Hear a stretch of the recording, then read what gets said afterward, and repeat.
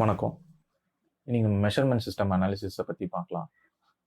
இது ரொம்ப பேசிக்கான வீடியோ தான். ஸோ இந்த வீடியோவில் மெஷர்மெண்ட் சிஸ்டம் அனாலிசிஸ்னா என்னன்னு சொல்லிட்டு பேசிக்காக சொல்ல முயற்சி பண்ணுறேன். அதே மாதிரி நான் டீட்டெயிலான கேல்குலேஷன்ஸ்லாம் கொடுக்கல. சிம்பிளான பேசிக் வீடியோ இந்த video. So measurement system analysis வந்து 5 குவாலிட்டி கோர் டூலில் ஒரு டூல். அதே மட்டும் இல்லாமல் இது வந்து ஐஐடிஎஃப்ல வந்து மேண்டேட்டரியாக செய்ய சொல்கிறாங்க. ஸோ எம்எஸ்ஏனா என்ன அப்படின்னு ஃபஸ்ட்டு பார்ப்போம். நம்ம ஒரு ப்ராடக்ட் செய்கிறோம், இல்லைனா ஒரு ப்ராசஸ் செய்கிறோம். ஸோ அதில் வந்து பார்த்திங்கன்னா வேரியேஷன் உருவாகும். ஸோ வேரியேஷன் இல்லாத எதுவுமே செய்ய முடியாது. ஸோ ஒரே ப்ராடக்ட் மாதிரி இன்னொரு ப்ராடக்ட் வந்து ஐடென்டிக்கலாக இருக்கிறதுக்கு வாய்ப்பே இல்லை. சில வித்தியாசங்கள் வரும். ஸோ அதை நம்ம வேரியேஷன் சொல்லிட்டு சொல்கிறோம். இந்த வேரியேஷன் உருவாகிறதுக்கான ரீசன்ஸ் பல இருக்குது. ஸோ மிஷின் இருக்கலாம், மெத்தட் இருக்கலாம், மென்னு இருக்கலாம், அந்த மாதிரி நிறைய ரீசன்ஸ் இருக்குது. அதில் ஒன் ஆஃப் தி ரீசன் தான் வந்து பார்த்திங்கன்னா மெஷர்மெண்ட் சிஸ்டம். ஸோ மெஷர்மெண்ட் சிஸ்டத்து மூலமாக தான் நம்ம டேட்டாஸை கலெக்ட் பண்ணி நம்ம செய்கிற ப்ராசஸ் வந்து எவ்வளோ தூரம் டீவியேட் ஆகுதுன்னு சொல்லிட்டு நம்ம தெரிஞ்சுக்கிறோம். சப்போஸ் அந்த மெஷர்மெண்ட் சிஸ்டமே வந்து ஃபெயிலியராக இருந்து அதில் நிறைய ப்ராப்ளம் இருந்ததுன்னா நம்ம செய்கிற ப்ராசஸோ இல்லை ப்ராடக்டோ வந்து ஃபெயிலியராக தான் இருக்கும். ஸோ நம்ம டெஸ்ட்டுக்கு யூஸ் பண்ணக்கூடிய டெஸ்டிங் எக்யூப்மெண்ட்ஸ் எக்ஸாம்பிள் பார்க்கும்போது ஸ்க்ரூ கேஜ், வெர்னியர் கேலிப்பர், அதே மாதிரி வந்து மெஷர்மெண்ட்டுக்கு யூஸ் பண்ணக்கூடிய சாஃப்ட்வேர்ஸ், இந்த மாதிரி நம்ம செய்யக்கூடிய ப்ராடக்ட் சரியா இல்லையான்னு செக் பண்ணுறதுக்கூடிய மெஷர்மெண்ட் சிஸ்டத்தை வந்து நம்ம அனலைஸ் பண்ணணும் அப்படின்ற கான்செப்ட் தான் இந்த மெஷர்மெண்ட் சிஸ்டம் அனாலிசிஸ். ஸோ இந்த மெஷர்மெண்ட் சிஸ்டம் அனாலிசிஸ் வந்து ஸ்ட்ராங்காக இருந்தால் தான் நம்மளால் மெஷர்மெண்ட் சிஸ்டத்தை வந்து ஸ்ட்ராங்காக மெயின்டைன் பண்ண முடியும். அது மூலமாக நம்ம வேரியேஷனை கட்டுக்குள்ளே வைக்க முடியும். நம்மளோட ப்ராடக்ட்ஸையோ ப்ராசஸையோ சிறப்பாக சேல் பண்ண முடியும். இதான் வந்து பேசிக்காக எம்எஸ்ஏவை பற்றி நம்ம தெரிஞ்சுக்க வேண்டியது. ஸோ நம்ம இந்த மெஷர்மெண்ட் சிஸ்டத்தில் ஏதாவது வந்து வேரியேஷனோ இல்லை ப்ராப்ளமோ இருக்க போகும்போது நம்ம கலெக்ட் பண்ணுற டேட்டாஸும் ராங்காக இருக்கும். ஸோ அது மூலமாக அந்த ராங் டீட்டெயில்ஸை வச்சுக்கிட்டு நம்ம ஏதாவது வந்து ப்ராசஸை சேஞ்ச் பண்ணணும், இல்லை ஏதாவது கரெக்ட் பண்ணணும்னு நினச்சோன்னா டோட்டலாக என்டையர் ப்ராசஸுமே கொலாப்ஸ் ஆகிடும். ஸோ மெஷர்மெண்ட் சிஸ்டம் வந்து எப்போவுமே கரெக்டாக இருக்கணும். ஸோ அது மூலமாக தான் நமக்கு கரெக்டான டேட்டாஸ் கிடைக்கும்.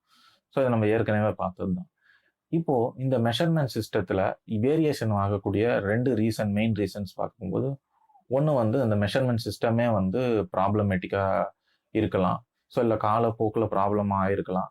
விஆர்டிஆர் இதனால காலப்போக்கால் ப்ராப்ளமாக இருக்கலாம். அதே மாதிரி மெத்தட், ஸோ அந்த மெஷர்மெண்ட் சிஸ்டத்தில் வந்து ஒர்க் பண்ணக்கூடிய ஆப்ரேட்டர்ஸ் வந்து அப்ரைசர்ஸ் வந்து கரெக்டாக இருக்கணும். அதே மாதிரி கரெக்டான மெத்தட்ஸில் செய்யணும். ஸோ ஒவ்வொரு ஆப்ரேட்டரோ இல்லை ஒவ்வொரு அப்ரைசரோ டிஃப்ரெண்ட் மெத்தட்ஸில் செய்யப்படும் போது அங்கேயும் எரர் வரதுக்கான வாய்ப்புகள் இருக்குது. ஸோ நம்ம 2 விஷயங்களை பார்க்குறோம். ஒன்று வந்து மெத்தட், ரெண்டாவது வந்து பார்த்திங்கன்னா மெஷர்மெண்ட் சிஸ்டத்திலே இருக்கிற ப்ராப்ளம். இந்த மெஷர்மெண்ட் சிஸ்டம் அனாலிசிஸில் 2 முக்கியமான பேராமீட்டர் சொல்கிறாங்க. ஒன்று வந்து அடிக்குவேட் சென்சிட்டிவிட்டி, அடுத்தது வந்து statistical control. So adequate sensitivity பார்க்க போகும்போது அதுக்கு வந்து 10-1 ரூல்ன்றத சொல்கிறாங்க. ஸோ 10-1 ரூல்னு பார்க்க போகும்போது இது வந்து லீஸ்ட் கவுண்ட்டை வந்து குறிக்கிறது. இப்போ வந்து நம்ம ஒரு ப்ராடக்ட் செய்கிறோம், அதுக்கு டாலரன்ஸ் வேல்யூ வந்து 10 மைக்ரான்ஸ் கொடுக்குறாங்கன்னு வச்சுப்போம். ஸோ வந்து நம்ம டெஸ்ட் பண்ணக்கூடிய எக்யூப்மெண்ட் வந்து கவுண்ட் வந்து 1 மைக்ரான்லேருந்து ஸ்டார்ட் ஆகணும். ஸோ வந்து பார்த்தீங்கன்னா இதுதான் சொல்கிறாங்க 1 மைக்ரான். அடுத்தது அந்த டெஸ்டிங் எக்யூப்மெண்ட்ல 2 மைக்ரான்ஸ், 3 மைக்ரான்ஸ் ஒவ்வொரு லீஸ்ட் கவுண்ட்டை ஆட் ஆகணும் அப்படின்னு சொல்லிட்டு சொல்கிறாங்க. ஸோ இதான் வந்து பார்த்தீங்கன்னா அடிக்குவேட் சென்சிட்டிவிட்டி. அடுத்தது ஸ்டாட்டிஸ்டிக்கல் கண்ட்ரோல். ஸோ இந்த ஸ்டாட்டிஸ்டிக்கல் கண்ட்ரோல்டாக இருக்கணும். இதுக்கு வந்து பார்த்தீங்கன்னா நம்ம ஒரு விஷயத்த நம்ம ரிவைஸ் பண்ணணும். அதாவது வந்து காசஸ் ஆஃப் வேரியேஷன் பார்க்கும்போது 2 வகையான வேரியேஷன்ஸ் இருக்குது. ஒன்று வந்து காமன் காசஸ், ரெண்டாவது வந்து ஸ்பெஷல் காசஸ். ஸோ இங்கே எப்போவுமே வந்து காமன் காசஸ் தான் இருக்கணும், ஸ்பெஷல் காசஸ் ஆஃப் வேரியேஷன் இருக்கக்கூடாது அப்படின்னு சொல்லிட்டு சொல்கிறாங்க. ஸோ நான் ஏற்கனவே வந்து எஸ்பிசியை பற்றி வீடியோ போட்டிருக்கேன். அதில் காமன் காசஸையும் ஸ்பெஷல் காசஸையும் நான் போட்டிருக்கேன். ஸோ காமன் காசஸும் ஸ்பெஷல் காசஸ் ஆஃப் வேரியேஷன் தெரியாதவங்க அதை பாருங்கள், ஹெல்ப்ஃபுல்லாக இருக்கும். இதில் ஒரு சின்ன கரெக்ஷன். ஸோ வந்து காமன் காசஸ் ஆஃப் வேரியேஷன் இருக்கணும்னு சொல்லியிருந்தேன். இருக்கணும்னு இல்லை, இருக்கலாம். காமன் காசஸ் ஆஃப் வேரியேஷன் இருக்கலாம், ஆனால் கண்டிப்பாக வந்து ஸ்பெஷல் காசஸ் ஆஃப் வேரியேஷன் இருக்கக்கூடாது. மெஷர்மெண்ட் சிஸ்டம் அனாலிசிஸில் நம்ம மெஷர்மெண்ட் சிஸ்டம் வந்து வேரியேஷனோட இருக்கா, இல்லை வேரியேஷன் கட்டுக்குள்ளே இருக்கா, இல்லை வேரியேஷன் இல்லையா அப்படின்னு தெரிஞ்சுக்கிறதுக்கு 3 விதமான டெஸ்ட் பண்ணுறோம். 3 விதமான பேராமீட்டர்ஸை நம்ம செக் பண்ணுறோம். Accuracy, stability, precision. இந்த மாதிரி 3 விதமான விஷயங்களை நம்ம செக் பண்ணுறோம். ஃபஸ்ட்டு வந்து பார்த்திங்கன்னா அக்யூரசி. ஸோ இதில் நம்ம என்ன பண்ண போகிறோம்னா, நம்ம வந்து ரெஃபரன்ஸ் வேல்யூவோட நம்ம வந்து அந்த இன்ஸ்ட்ருமெண்ட்டை யூஸ் பண்ணி மெஷர் பண்ணி ஆவரேஜ் எடுத்த கேல்குலேஷனை வந்து நம்ம ரெஃபரன்ஸ் வேல்யூவோட செக் பண்ணுறோம். இதான் வந்து பார்த்தீங்கன்னா அக்யூரசி. இப்போ நம்மளோட ரெஃபரன்ஸ் வேல்யூவும் அதே மாதிரி அப்சர்வ்டு ஆவரேஜ் வேல்யூவும் சேமாக இருந்ததுன்னா நம்மளோட மெஷர்மெண்ட் சிஸ்டம் வந்து அக்யூரேட்டுன்னு சொல்லிட்டு அர்த்தம். இந்த அக்யூரசியில் வந்து ரெஃபரன்ஸ் வேல்யூன்னு பார்த்தோம். ஸோ இதை வந்து நம்ம ட்ரூ வேல்யூன்னு எடுத்துக்கலாம், இல்லை டார்கெட் வேல்யூன்னு சொல்லிட்டு எடுத்துக்கலாம். ஸோ இப்போ நம்ம ஒரு ப்ராடக்ட் செய்கிறோம், அந்த ப்ராடக்டில் வந்து இந்த டார்கெட் வேல்யூன்னு சொல்லிட்டு நம்ம எந்த ப்ராடக்ட் செஞ்சாலும் அதுக்கு ஒரு மெஷர்மெண்ட்டு இருக்கும். ஸோ அந்த மெஷர்மெண்ட்டில் தான் அந்த ப்ராடக்ட் செய்வோம். ஸோ இது டார்கெட் வேல்யூ. அடுத்தது வந்து நம்ம ரெஃபரன்ஸ் வேல்யூன்னு பார்க்கும்போது நம்ம அந்த ப்ராடக்டை வந்து ஒரு ஹைலி சொஃபிஸ்டிகேட்டட் லேபில் ஒரு அட்வான்ஸ்டு மிஷினில் வந்து நம்ம வந்து அதை மெஷர் பண்ணுறோம். ஸோ அந்த மெஷர்மெண்ட்டை தான் நம்ம ரெஃபரன்ஸ் வேல்யூவாக எடுத்துக்கிறோம். ஸோ அந்த வேல்யூவை நம்ம எடுத்துக்கிட்டு நம்ம ப்ராடக்டை வந்து நம்ம ப்ரொடக்ஷன் லைனில் ரன் பண்ணுறோம். ஸோ அந்த அட்வான்ஸ்டு டெஸ்டிங் எக்யூப்மெண்ட்டை நம்ம லைனில் வைக்க முடியாது. ஸோ நம்ம வந்து அதுக்காக ஒரு பேசிக்கான ஒரு டெஸ்டிங் எக்யூப்மெண்ட்டை நம்ம யூஸ் பண்ணுறோம்.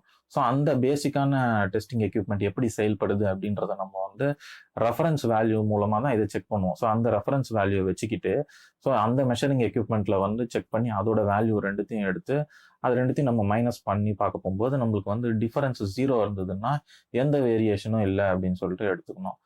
அதே மாதிரியே வந்து பார்த்தீங்கன்னா சப்போஸ் வந்து வேரியேஷன் இருந்தால் கூட அது கட்டுக்குள்ளே இருக்கணும். ஸோ இதுதான் வந்து பேசிக்காக அந்த அக்யூரசி. ஸோ அக்யூரசி வந்து டார்கெட் வேல்யூ இல்லை ரெஃபரன்ஸ் வேல்யூ வந்து எப்படி வந்து அது மீட் பண்ணுது, கரெக்டாக மெஷர் பண்ணுதா இல்லையான்னு சொல்லிட்டு மெஷர் பண்ணுறது தான், அனலைஸ் பண்ணுறது தான் இந்த அக்யூரசி. ஸோ இந்த அக்யூரசியில் பேசிக்காக 2 டெஸ்டிங் இருக்குது. ஒன்று வந்து பயஸ் டெஸ்டிங், ரெண்டாவது வந்து லீனியாரிட்டி டெஸ்டிங். இது ரெண்டுத்தையும் நம்ம செக் பண்ணுவோம். நம்ம பயஸ் அனாலிசிஸ் பண்ண போகிறோம். ஸோ இந்த பயஸ் அனாலிசிஸ்னால் என்னன்னு பார்க்க போகும்போது நம்ம ரெஃபரன்ஸ் வேல்யூ, ஏற்கனவே ரெஃபரன்ஸ் வேல்யூனா என்னன்னு பார்த்தோம். ஸோ அதோட வந்து நம்ம அப்சர்வ்டு ஆவரேஜை வந்து நம்ம மைனஸ் பண்ண போகிறோம். அப்சர்வ்டு ஆவரேஜ்னா என்னன்னு பார்க்கலாம்.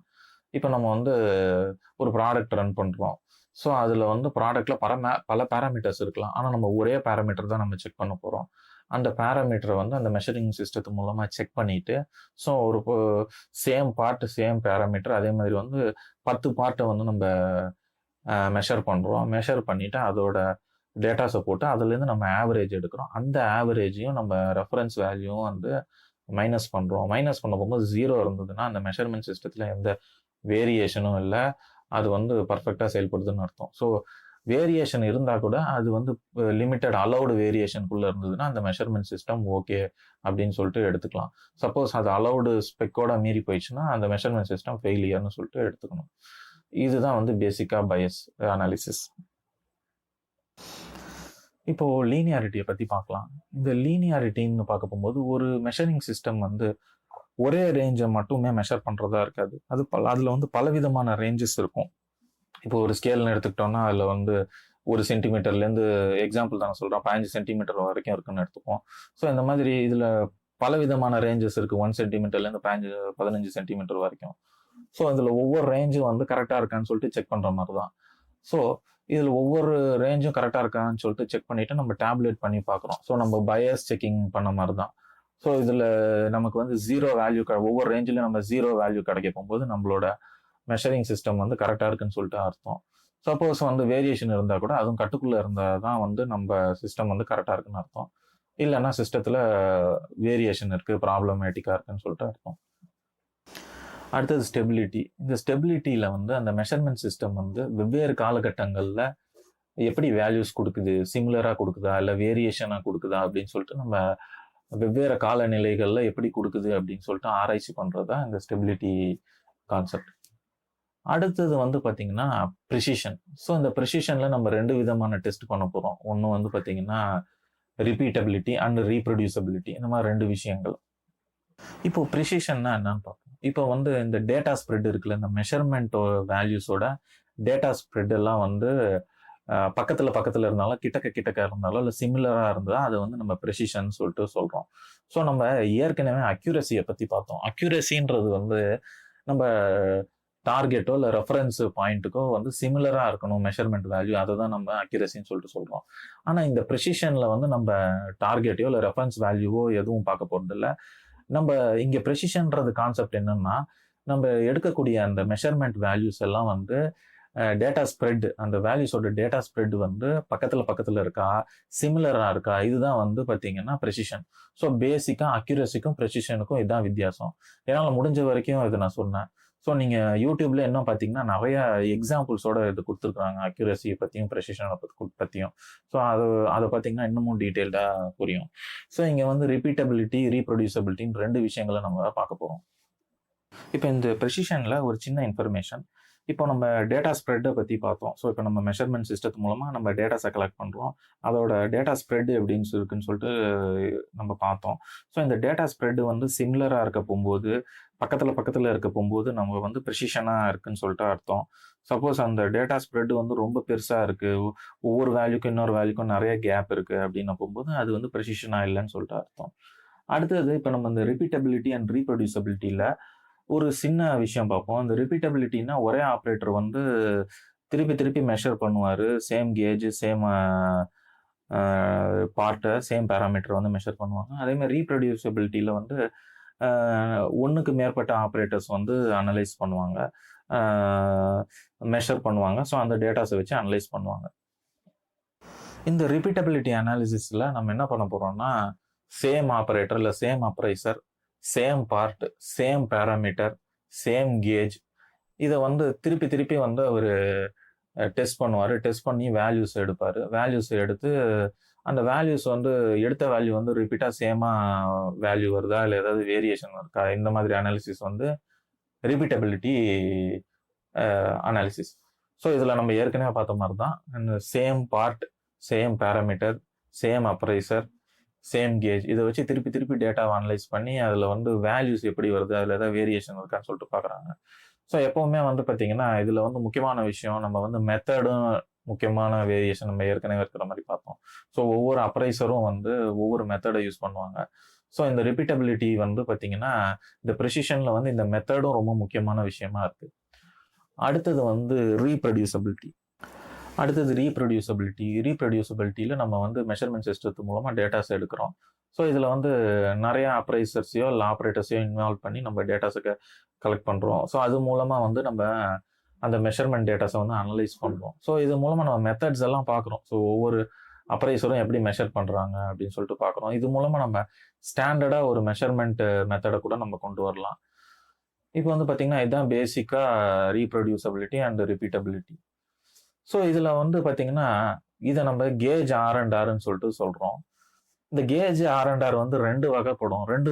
ரெண்டு வகையான விஷயங்கள் இருக்குது இதில். ஸோ வேரியபிள் டேட்டாஸ்க்கு வந்து தனி கேஜ் R&R இருக்குது. அதே மாதிரி ஆட்ரிபியூட்ஸுக்கு தனி கேஜ் R&R மெத்தடாலஜி இருக்குது. ஸோ வேரியபிள்ஸ்ன்னு பார்க்க போகும்போது நம்ம வந்து மெஷர்மெண்ட் டேட்டாஸ், ஸோ இப்போ வந்து ஹைட்டுக்கு வந்து ஒரு மெஷர்மெண்ட் இருக்கும், அதே மாதிரி வந்து டெம்பரேச்சருக்கு ஒரு மெஷர்மெண்ட் இருக்கும், அதே மாதிரி லென்த்துக்கு ஒரு மெஷர்மெண்ட் இருக்கும், அதே மாதிரி சைஸஸ். ஸோ ஆக்சுவல் மெஷர்மெண்ட்ஸை வச்சு நம்ம வந்து அனலைஸ் பண்ணுறதெல்லாம் வந்து வேரியபிள் டேட்டாஸ்.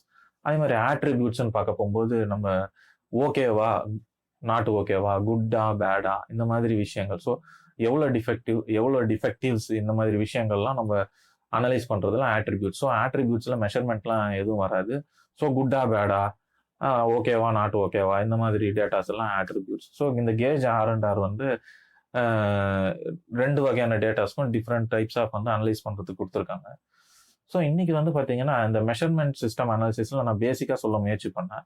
ஸோ இதில் நிறைய மெத்தடாலஜி இருக்குது. ஸோ ஒரு அக்யூரசி டெஸ்டிங்னா எப்படி பண்ணணும், ஆவரேஜ் எப்படி எடுக்கணும், அதே மாதிரி கேஜ் R&R எப்படி பண்ணணும், எவ்வளோ பர்சன்ட்ஸ் யூஸ் பண்ணணும், எத்தனை பார்ட்ஸ் எடுக்கணும், ஆவரேஜ் எப்படி கால்குலேட் பண்ணணும், இந்த மாதிரிலாம் நிறைய டேட்டாஸ் இருக்குது. அதே மாதிரி நிறைய விஷயங்கள் இருக்குது. இன்னைக்கு இந்த வீடியோவில் பேசிக்காக எம்எஸ்ஏனா என்னன்னு சொல்லிட்டு பேசிக்காக புரிஞ்சுக்கிறதுக்கு தான் கொடுத்தேன். ஃபர்தராக என்னால் முடிஞ்சால் என்னால் டீட்டெயில்டாக வந்து கால்குலேஷன் பார்ட்டோட நான் சொல்ல முயற்சி பண்ணுறேன். உங்களுக்கு இது ஹெல்ப்ஃபுல்லாக இருக்கும்னு நினைக்கிறேன். தேங்க்ஸ்.